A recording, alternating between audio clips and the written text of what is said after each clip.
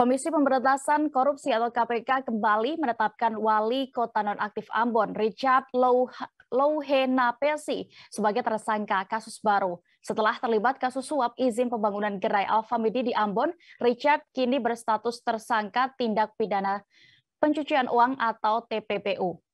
Penetapan tersangka ini juga masih merupakan pengembangan dari kasus suap izin prinsip pembangunan gerai Alfamidi tahun 2022, tahun 2020 lalu.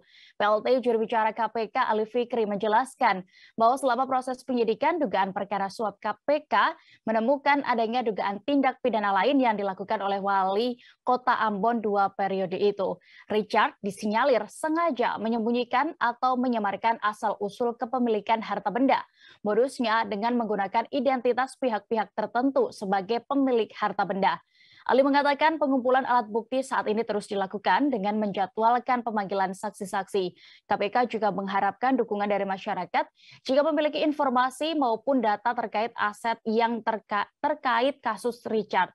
Terkait perkara suapnya, KPK juga menetapkan staf Alfamidi bernama Amri dan orang kepercayaan Richard, yakni Andrew Erin, sebagai tersangka.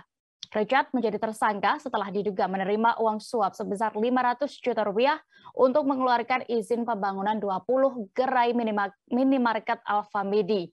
Adapun uang 500 juta rupiah itu terkait izin prinsip pembangunan gerai diserahkan Amri melalui Andrew. Terima kasih sudah nonton. Jangan lupa like, subscribe, dan share ya.